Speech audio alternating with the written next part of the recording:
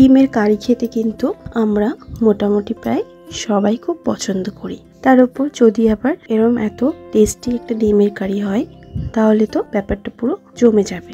একবার এরম ভাবে ডিমের কারির এই রেসিপিটি তৈরি করে খেয়ে দেখুন। দেখে যতটা লোভনীয় লাগছে খেতে কিন্তু ততটাই টেস্টি।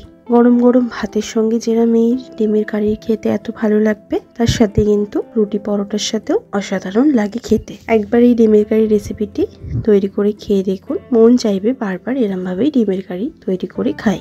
নমস্কার বন্ধুরা, অনুশ্রী রান্নাঘরে আপনাদের সবাইকে স্বাগত। সবার প্রথমে আমি এখানে সেদ্ধ করা 5টা ডিম নিয়েছি। ডিমগুলোকে একটু এরমভাবে কেটে নিয়েছি। আর নিয়েছি এখানে খুব মিহি করে কুচনো 2টো মাঝারি মাপের পেঁয়াজ। এরপর ডিমটাকে আমি সামান্য একটুখানি লঙ্কার গুঁড়ো আর একটুখানি হলুদ গুঁড়ো আর সামান্য একটুখানি নুন দিয়ে দেব।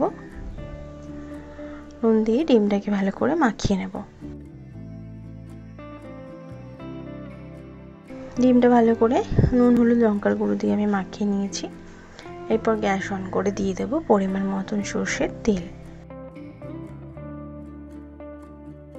তেলটা গরম হয়ে যাওয়ার পর দিচ্ছি একটা দারচিনির টুকরো, 2টো ছোটো এলাচ আর 3টে থেকে 4টে লবঙ্গ, আর দিচ্ছি হাফ চামচ পরিমাণে গোটা জিরে। ফোড়নটা একটুখানি ভাজা হয়ে যাওয়ার পর আমি নুন হলুদ লঙ্কার গুঁড়ো মাখানো ডিমটা তেলের মধ্যে দিয়ে দিলাম। ডিমটাকে একটু হালকা করেই ভেজে নিয়েছি। এরপর ডিমগুলোকে তেল থেকে তুলে নেব। আমি এখানে আরেকটুখানি 1 চামচ পরিমাণে তেল দিচ্ছি। আপনারা যদি চান তো এখানে তেলটা কিন্তু নাও দিতে পারেন। এরপর আমি এখানে কেটে রাখা পেঁয়াজ কুচিটা দিয়ে দিলাম। 3-4 মিনিট সময় ধরে পেঁয়াজটাকে একটু ভেজে নেব। তারপর দিচ্ছি 2টো কাঁচা লঙ্কা কুচি।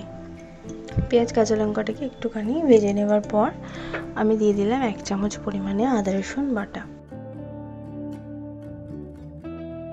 আদা রসুন বাটাটা দিয়ে একটু কষিয়ে নিয়েছি। আদা রসুনের কাঁচা গন্ধটা কেটে গেছে। এরপর গ্যাসের ফ্লেম লো করে দিচ্ছি হাফ চামচ পরিমাণে লঙ্কার গুঁড়ো, দিচ্ছি হাফ চামচ পরিমাণে ধনের গুঁড়ো, দিচ্ছি 1/4 চামচ জিরের গুঁড়ো আর দিচ্ছি 1/4 চামচ হলুদের গুঁড়ো আর দেব স্বাদ মতো নুন। লো ফ্লেমে আমি এই মশলাগুলোকে দিয়ে আর একটুখানি কষিয়ে নেব। যেহেতু গুঁড়ো মশলা দিয়েছি তাই ফ্লেমটা আমি হাই করছি না। এরপর 2টো মিডিয়াম সাইজের টমেটোকে আমি গ্রেট করে নিয়েছি গ্রেটারে।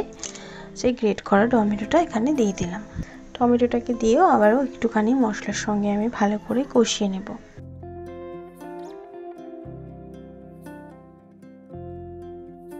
এরপর দিচ্ছি 1 চামচ পরিমাণে বেসন।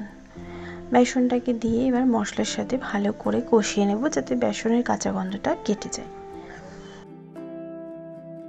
বেসনটা ভালো করে কষিয়ে নেওয়ার পর দিচ্ছি হাফ চামচ পরিমাণে গরম মশলার গুঁড়ো। এই ডিমের কারিতে একটুখানি বেসন দিয়ে দেখবেন ডিমের কারির টেস্টটা কিন্তু খুব সুন্দর হয়। ভালো করে মশলাটাকে কষিয়ে নিয়েছি। মশলা থেকে তেল আলাদা হতে শুরু করেছে। এরপর দিয়ে দেবো 1 কাপ পরিমাণে জল। জলটাকে দিয়ে ভালো করে নাড়াচাড়া করে নেব। গ্রেভিটা ফুটে ওঠার অপেক্ষা করব।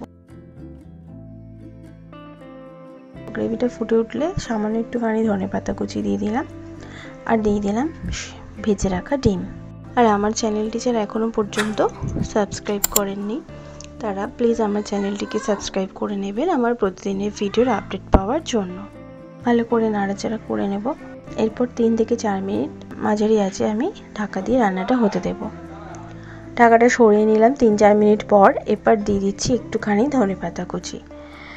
ধনেপাতা কুচি দিয়ে ভালো করে নাড়াচাড়া করে মিশিয়ে নেব। আর গ্রেভিটা আমি কিন্তু এর থেকে বেশি শুকনো করব না, আমি এরম গ্রেভি নামিয়ে দেব। যেহেতু বেসন দেওয়া আছে গ্রেভিটা কিন্তু আরও ড্রাই হয়ে যাবে। এবার গ্যাসের ফ্লেমটা বন্ধ করে দিয়ে আমি এটা গরম গরম সার্ভ করে নেব। ডিমের কারি এরমভাবে কিন্তু অসাধারণ খেতে লাগে। একবার আপনারা তৈরি করে দেখবেন। ভাত রুটি পরোটা সবের সাথেই কিন্তু অসাধারণ লাগে। আশা করছি আপনাদেরও ভালো লাগবে। ভালো লাগলে লাইক শেয়ার করতে ভুলবেন না। কমেন্ট বক্সে কমেন্ট করে জানাতে ভুলবেন না রেসিপিটি কেমন লাগলো। ভালো থাকবেন, সুস্থ থাকবেন। ধন্যবাদ।